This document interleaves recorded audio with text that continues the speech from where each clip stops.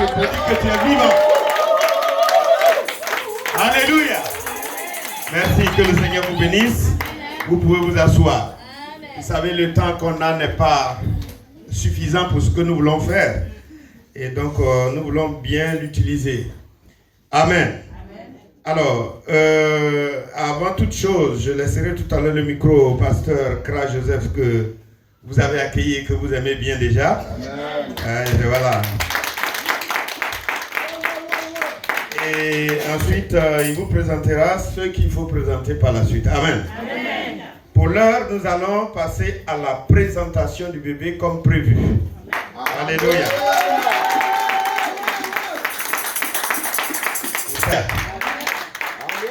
C'est le frère Cuyer Claude, vous le connaissez bien.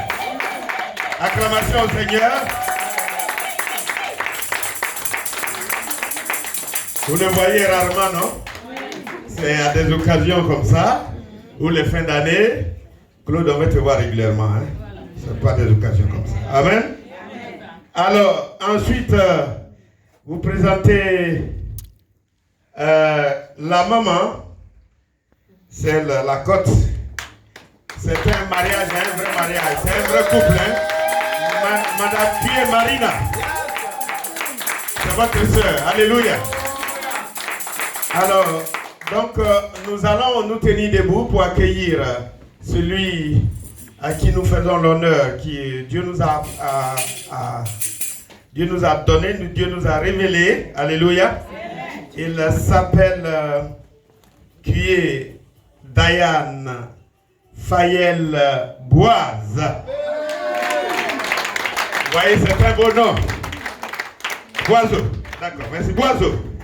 Alors, elle est née le 8e mois 2019. Alléluia. Et sur ce, je vais laisser le micro à notre pasteur, Joseph, qui va nous aider à présenter Diane au Seigneur. Acclamation au Seigneur.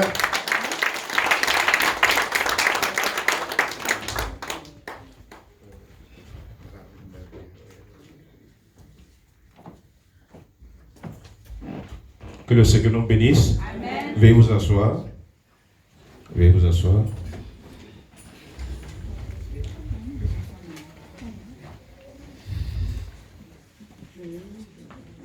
Nous présentons, au risque de me répéter, le bébé Diane Fayel Boiseau, né le 8e mois 2019. Alléluia. Amen. Présenter cet enfant à l'Éternel. Qu'est-ce que c'est qu'une présentation? Rapidement. Qu'est-ce que c'est qu'une présentation d'enfant au Seigneur?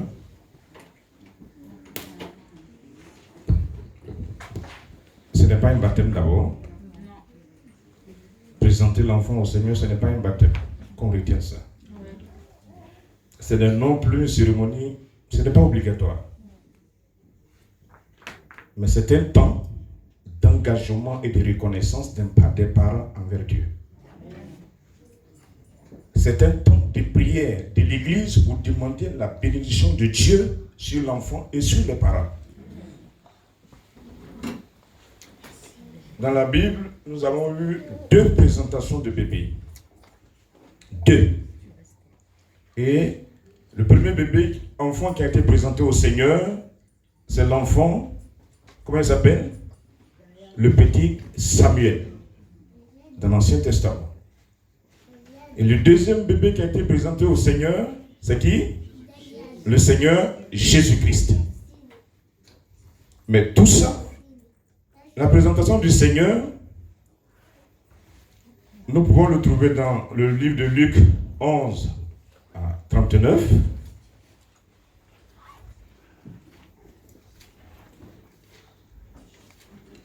On ne va pas lire, vous écrivez et puis à la maison, on pourra avoir le temps de réviser ça. Et Joseph, ils se sont basés sur l'Ancien Testament pour présenter le bébé. C'est pourquoi je dis que ce n'est pas obligatoire. Mais pour les parents, c'est une reconnaissance envers le Seigneur. Et en même temps, un engagement Parce que le bébé que nous présentons ce matin n'a pas demandé à venir. C'est monsieur et madame qui ont fait cet appel, qui ont prié, qui ont demandé à Dieu et le Seigneur a donné cet enfant. Donc, ils ont un engagement vis-à-vis de Dieu. Amen. Alors, sous ce, nous allons poser quelques questions à monsieur Cuyer Claude.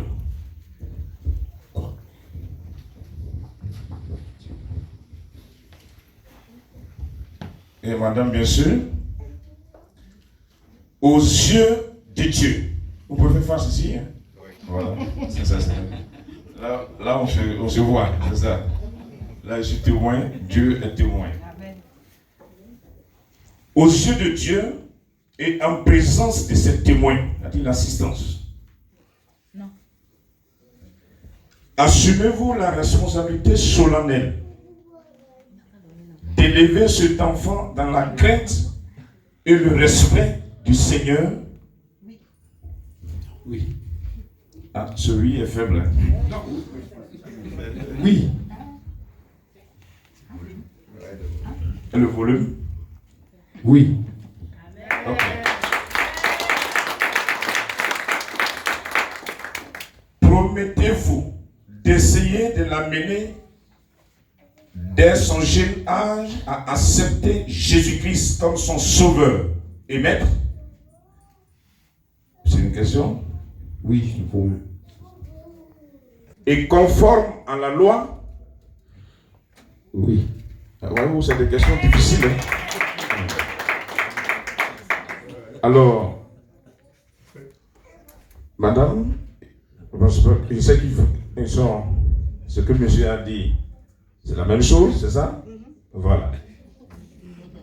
Donc, on va abréger les choses et maintenant confier l'enfant dans la main du Seigneur. Et je vous rappelle que c'est une bénédiction. Alléluia. C'est un accessoire, enfin, que le Seigneur, excusez-moi, c'est une bénédiction dans le couple. Et vous avez à prendre soin de cet enfant que vous avez demandé au Seigneur. Alors, on va se tenir debout et nous allons confier cet enfant dans la main du Seigneur.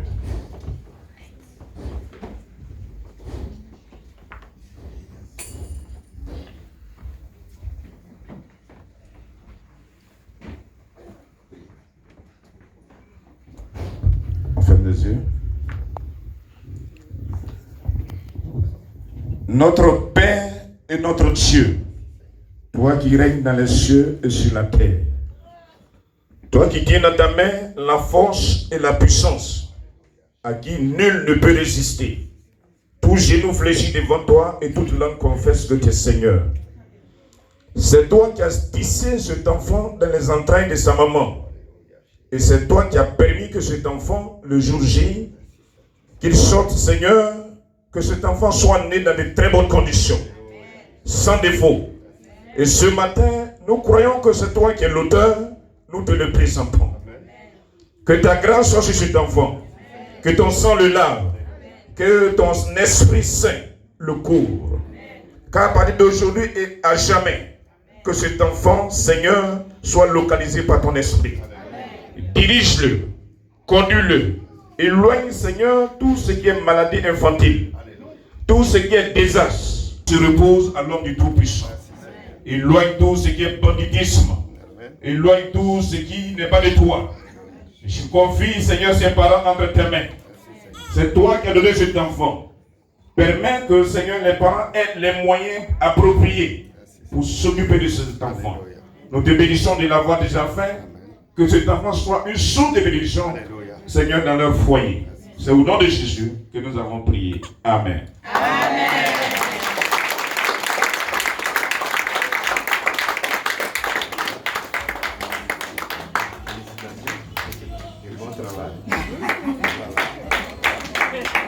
Que Dieu vous bénisse. Amen. Alléluia. Alléluia. Acclame Jésus-Christ de Nazareth. Acclame Jésus. Acclame Jésus. Acclame Jésus. Nous sommes dans le temps et on bénit le nom du Seigneur pour cela. Acclame Jésus-Christ. Sachez une chose, vous savez, nous avons nos habitudes ici. Et nous n'allons pas nous départir de nos habitudes. Parce que nous voulons gagner un peu de temps. Et je pense que nous avons un peu de temps, rapidement. Avant qu'on introduise le pasteur, on va envoyer le panier. Amenez le panier. Et on a au moins 5 minutes pour faire ça. Vite fait.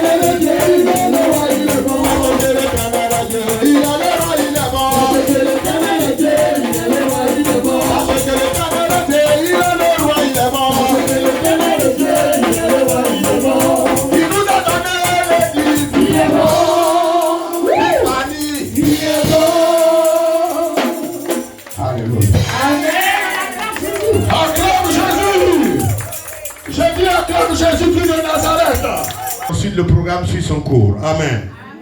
Alors, je crois qu'on est béni ce matin. Amen. J'ai toujours dit de ne pas s'absenter au culte de dimanche. Vous voyez, c'est ceux qui sont absents là. Ça va les sauter. Acclamez le Seigneur pour l'homme de Dieu. Alléluia. Que le nom du Seigneur soit béni. Amen. Ce matin, c'est une grâce, c'est une faveur pour nous. Amen. Alléluia. Amen. Comme l'homme de Dieu vient de le dire, à chaque jour suffit. Chaque jour suffit sa peine. Alors, depuis 2007, Dieu nous a mis à cœur, en Côte d'Ivoire bien sûr, de mettre en place une organisation non gouvernementale, de nommer ONG Fondation Emmanuel, dont votre serviteur inutile que je suis est le président. Amen.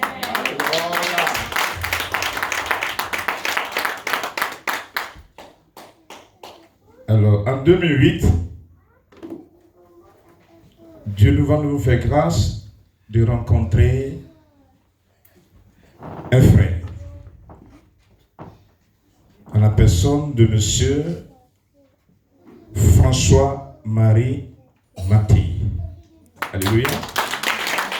En 2008, effectivement, il était en Côte d'Ivoire, c'est là que nous avons fait sa connaissance, et il est reparti en 2014 en Côte d'Ivoire. 2014 2014.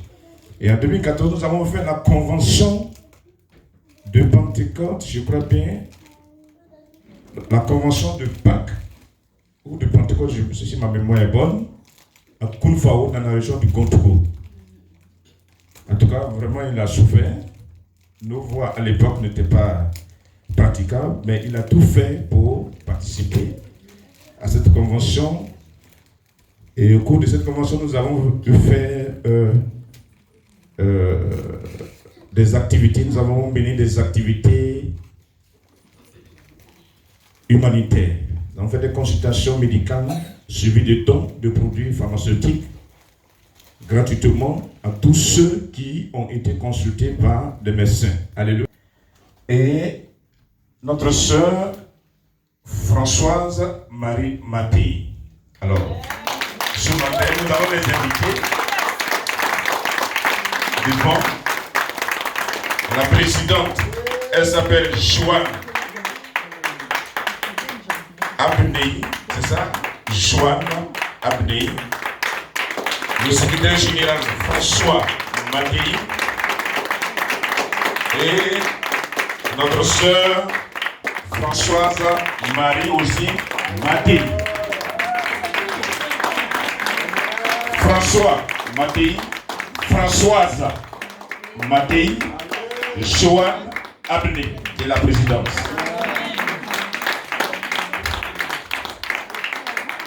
Alors, je ne sais pas si vous avez quelque chose. Merci à tout le monde. Oui. Ça, c'est avant la prédication. Ah bon. Oui, bon, eh bien, c'est vrai, on s'est rencontrés là sur le beau pays, dans le beau pays de Côte d'Ivoire. Amen. Et le Seigneur a permis que nous commencions un petit peu ce partenariat fraternel, qui est simple, sincère. Et puis, nous sommes une petite association pour dire que les choses ne fonctionnent pas toujours forcément avec des grandes structures, mais c'est le fait d'être conscient des besoins en Christ, c'est le fait de savoir qu'il n'y a qu'un seul peuple et qu'il faut regarder un peu au-delà de notre environnement immédiat. Donc les choses se sont mises en place comme ça. Alors une petite association d'une douzaine de personnes, c'est pas grand-chose, mais en fait on y met notre cœur, on fait confiance au Seigneur. On a dit tout à l'heure, à chaque jour suffit sa peine. Pour une association, on dira chaque année, suffit sa peine. L'an prochain prendra soin de lui-même. Donc nous croyons dans le Seigneur, on ne force rien, on n'exige rien, il n'y a pas d'obligation, donc les membres n'ont aucune obligation. Donc on marche par le principe de la foi, mais une foi je dirais, qui comprend, qui s'exerce dans le sens où il y a l'amour qui doit faire partie de foi, espérance, amour, donc ça fonctionne ensemble. Et donc nous en sommes là, très contents d'avoir pu, pendant ces années, coopérer, travailler ensemble, fraternellement. On dit coopération, participation, mais ça, ce sont des mots. L'important, c'est cette fraternité qu'il y a. On utilise des mots. Mais l'important, c'est de savoir comment est-ce qu'on se reconnaît en tant qu'enfant de Dieu, en tant que disciple de Christ, en tant que personne engagée dans un processus divin par grâce, et comment nous savons que Dieu lance les choses, nous sensibilise, mais après, à nous aussi, par la foi, d'essayer, sans contrainte. Il n'y a pas de forme légale, à part une association, il la faut, mais on n'a pas d'obligation légale, vous le savez, nous vivons dans la foi, dans la nouvelle alliance. Mais je dis toujours, ce que Dieu donne, dans la foi, nous avons la responsabilité, en communion avec lui, ensemble et dans la foi, de le continuer. Amen. Nous ne commençons pas par l'esprit pour finir par la chair. C'est la foi qui nous donne la responsabilité, la relation à Dieu. Alors c'est pour ça que nous ne sommes pas présomptueux. C'est pour ça que je dis à chaque année suffit sa peine. Et chaque année prendra soin d'elle-même. Quand il s'agit d'une petite structure comme ça. Et nous dirons même plus, souvent, dans ce genre de partenariat fraternel, il y a des gens très engagés sur le terrain, puis il y a des gens qui sont même pas, qui sont moitié convertis, pas convertis, et pourtant nous sommes peu nombreux. Mais ils reconnaissent quelque chose de bien qui se fait. Et je disais souvent, ce que vous faites sur le terrain là-bas, en Afrique, c'est vous qui le faites. Nous on est là pour aider. Mais quand nous remontons l'information, ça peut aider des gens à comprendre, et Dieu peut toucher leur cœur, ne serait-ce pour aller plus loin dans la foi, et pour comprendre vraiment ce qu'est le corps de Christ, au-delà d'une dénomination, au-delà d'un pays, au-delà d'une fonction. Voilà.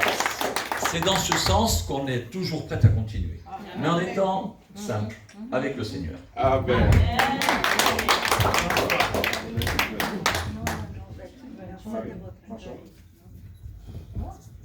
Bonjour, bonsoir. On s'est déjà dit bonjour. Voilà. Hein? Oui, c'est vrai que voilà, vous avez tout compris, hein, tout ce qui se fait. John est la présidente. Alice, la fille de mon frère. Ma nièce est comptable. La comptabilité. Et moi, je fais rien. Je fais rien, mais je suis. Voilà. Je soutiens. Et je suis engagée jusqu'au bout dans cette œuvre. Parce que si Dieu fait quelque chose et que je sais qu'il le fait, eh bien moi je veux le faire avec. Voilà. C'est pour ça que je suis là, parce que j'ai la conscience qu'en fait on ne fait qu'un, qu'on soit africain, qu'on soit dans le Seigneur, on ne fait qu'un. Donc ce qu'on fait pour voilà, on le fait dans la grâce de Dieu, puis c'est tout. Tout simplement. Voilà, c'est tout. Je veux juste dire merci beaucoup de votre accueil très chaleureux. On est très très heureux d'être avec vous. Merci. Merci beaucoup, que Dieu vous bénisse. Alors sur ce, nous allons écouter la parole du Seigneur.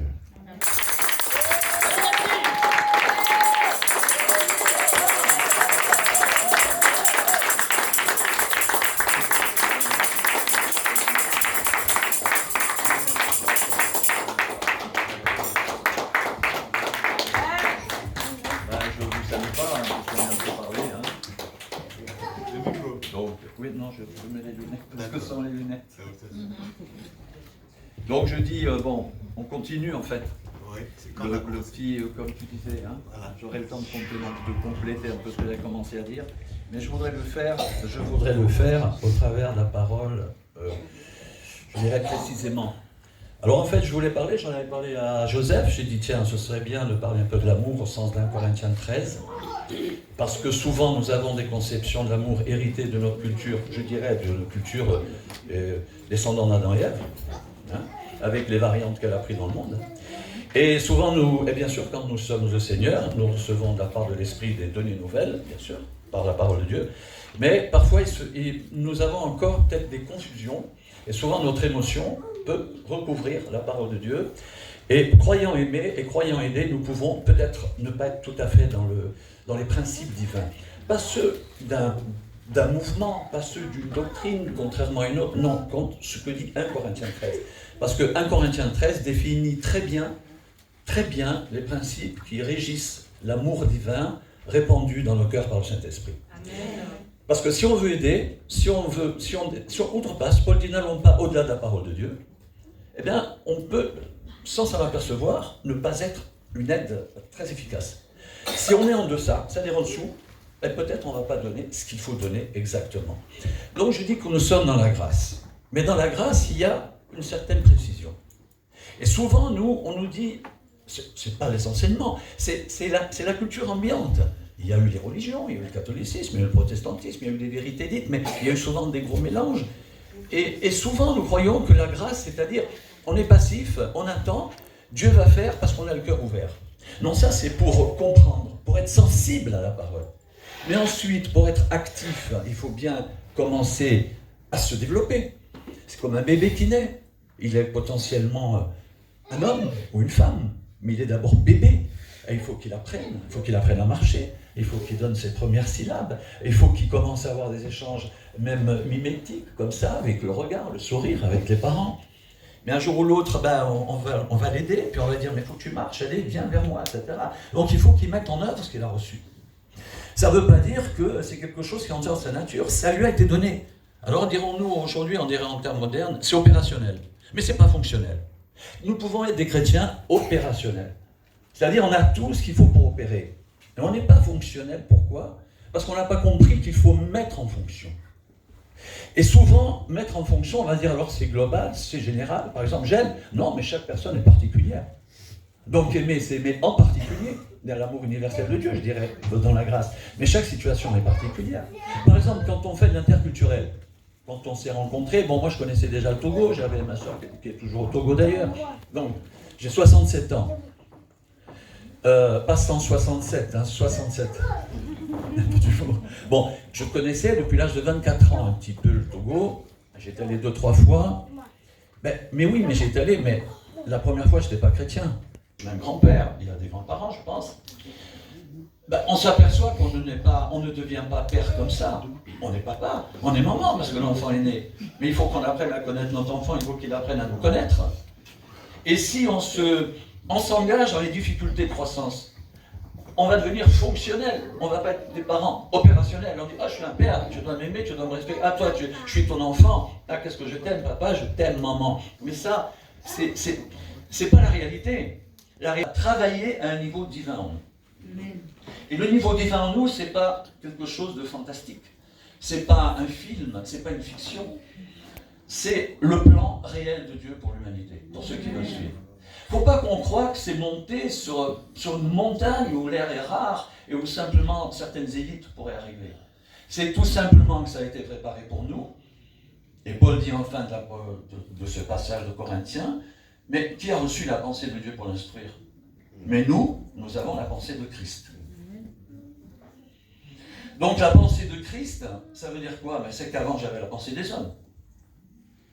Mais si j'ai la pensée des hommes, certains arrivent à maturer dans leur pensée. Ils font des systèmes compliqués, mais qui ne mènent pas au salut. Mais si j'ai la pensée de Christ, il faut que j'ai reçu cet enseignement. Le Saint-Esprit sonde les profondeurs de Dieu nous communique. L'homme naturel ne comprend pas. Il ne peut pas comprendre les choses de Dieu. Mais nous pouvons. Donc ça veut dire que ce chemin est voulu par Dieu. Il ne sera pas difficile pour nous. L'important, c'est que il faut savoir que si on a la pensée de Christ, pour que ça devienne, je dirais, fructueux dans nos vies, il ne faut pas mélanger avec la pensée des hommes. Et c'est ça aussi la nouvelle naissance. On ne veut pas dire je suis né de nouveau, mais comme avait dit quelqu'un, oui, je suis passé par les... Il y a un dicton dans les milieux, certains milieux, qui parle d'évangile, mais très ancien, qui dit, oui, j'ai été crucifié en Christ, je suis resté, puis je suis tombé dans les eaux du baptême, et voilà, et le vieil homme est mort, etc. Et puis certains, voyant que ça ne marche pas, ils disent, oui, mais il est ressorti. On l'a noyé dans l'eau, mais il est ressorti. Comme si Dieu avait dit oui, mais il est ressorti parce qu'on explique l'échec par une tirade comme ça, par un trait d'humour. Non, le vieil homme, il est mort. Donc ce qui veut dire que nous vivons dans un corps de chair, on peut être sollicité par un environnement parce que le renouvellement de la pensée n'est pas encore fait. Nous avons des cicatrices, nous avons des marques dans notre être de chair, parce qu'il lui n'est pas ressuscité. Mais l'être spirituel est bien vivant. Lui peut saisir la pensée de Christ. Il peut la vivre, il peut l'exprimer. Et quand les gens ne comprennent pas, il va la mettre à leur portée sans la trahir. Parce qu'on dit, oui, mais si je parle, puisqu'ils ne comprennent pas, puisqu'ils ne peuvent pas comprendre, oui, mais même le non-chrétien, je peux lui parler en Christ, il ne comprendra pas. Mais je vais essayer de dire là où il est, de trouver le langage, de trouver la pensée et de trouver l'attitude de cœur qui peut l'appeler à comprendre quelque chose un jour. Quand Paul a prêché qu'il avait rencontré Lydie et quelques chrétiens, Dieu a ouvert le cœur de Lydie, la marchande de peau, pour qu'elle puisse comprendre. Quand Jésus parle aux pharisiens, ils essaient de comprendre, ils essaient de le saisir, ils discutent, il dit, mais vous ne pouvez pas comprendre parce que ma parole ne pénètre pas votre cœur. Donc, il faut savoir que si Dieu peut travailler en nous, et il le fait, et chacun de nous ici est là parce que vraiment, il est au Christ, et si quelqu'un n'est pas encore, c'est qu'il cherche à l'être parce que Dieu l'a sollicité. Parce qu'on ne va pas chercher Jésus tout seul comme ça. Il faut une révélation préalable. Et la révélation de Dieu, elle est simple. Ça veut dire rendre capable de comprendre et de recevoir l'Esprit qui va nous révéler les choses, mais pour notre chemin. La révélation, souvent, dans le langage un peu, je dirais, religieux, moi j'appelle ça christianoïde occidental, et qui a gagné le monde, c'est que la révélation, c'est quelque chose de très puissant. L'être devient, il est au-dessus des autres. C'est comme si c'était une mystique. Non, la révélation, quand vous révélez une photo, avant, on avait des révélateurs. On faisait le cliché, et puis je me souviens plus, je l'avais fait une fois ou deux, j'avais un vieux petit labo que j'avais acheté, mais un petit truc portatif. Il faut mettre dans un bain. Le négatif, là, il faut passer par une espèce de lumière. Moi, je me souviens que je mettais dans un bain. Ensuite, les jeux de lumière, si c'était le noir et blanc ou couleur, apparaissaient. Et ensuite, on avait un produit qui glaçait la photo et qui fixait les choses. Un fixateur. Donc, la révélation, c'est révéler quelque chose qui est possible ou qui est, pour qu'enfin nous puissions voir et comprendre que c'est simple. C'est pour nous rendre capables de manière très simple de comprendre des choses inaccessible, sans l'Esprit de Dieu. En positif, en vie. Si on commet une erreur avec quelqu'un, il est pécheur, il est déjà, il n'est pas sauvé. Mais on ne va pas aggraver plus sa situation. Le problème, c'est qu'on n'aura pas aidé à avancer plus. Voilà. Mais dans le domaine de l'esprit, quand on est chrétien, on ne faut pas dire ça pour nous culpabiliser tous, mais nos responsabilités sont énormes. Mais nous avons été conçus pour les porter. Vous trouvez rentrer dans un processus d'aide à la croissance. Dans un couple, c'est pareil, il y aura des conflits. Vous savez, il y a les conflits qui détruisent, c'est les conflits de la chair. Je veux être plus fort, je suis plus intelligent, toi tu ne comprends pas, etc. Il y a les conflits pour la vie dans la croissance. Et cela, il faut les mener. Pourquoi ? Parce que si on ne se bat pas pour l'autre, eh ben, on le laisse se dégrader. Donc il y a le conflit constructif. C'est le conflit. Jésus l'a eu. Il a dit ce qu'il avait à dire devant chacun. Quand Pierre dit qu'à cela ne tienne alors qu'il annonce qu'il va aller à la croix, il y a rien de moi Satan, tes pensées ne sont pas celles de Dieu. Est-ce qu'il n'aimait pas Pierre ? Bon, évidemment, Pierre n'était pas né de nouveau, etc., etc. Mais il lui dit quand même, tes pensées, c'est celles des hommes, pas celles de Dieu. Il lui dit, Pierre, il ne comprend pas le pauvre. Il comprendra plus tard. Jésus ne diffère pas la vérité. Mais il a parlé toujours d'amour. Il a parlé toujours qu'il était venu pour les hommes. Donc, si un enfant, on n'ose pas l'affronter, par exemple, à l'adolescence, ben, il va prendre ça pour un passeport. Si on l'affronte, il va prendre ça pour peut-être un rejet. Mais si on lui dit c'est parce que je t'aime sérieusement. Dans beaucoup d'endroits, quand ça ne va pas, on organise une activité pour réconcilier les gens, on fait faire une sortie, on fait du cheval ensemble. Oh, ça, la journée était belle, celui qui était en tension, ça fait baisser un peu les tensions. Mais l'amour spirituel est un amour à salut. On n'éteint pas un petit feu à chaque fois. C'est-à-dire que l'amour doit aider les gens à connaître Jésus, et s'ils sont en Christ, les aider à croître en Christ. Et c'est pas parce qu'on va le faire nous, c'est qu'on est des co-ouvriers avec Dieu dans le champ de Dieu, et si on fait notre part par la foi, et selon l'esprit que Dieu nous donne, Dieu va pouvoir faire son travail ensuite. S'il nous a associés, c'est parce qu'il veut dans l'éternité des enfants responsables qui sont devenus des adultes. Régner avec Christ, aujourd'hui, beaucoup de gens peuvent être des assistés. Je dis bien, chez les puissants comme chez les moins puissants. Il y a des noms, il y a des familles, les gens donnent des leçons aux autres, mais eux n'ont jamais affronté des grosses difficultés. Voilà. Et c'est comme ça. Hein ? On a des conflits, on les règle, chacun a ses affaires,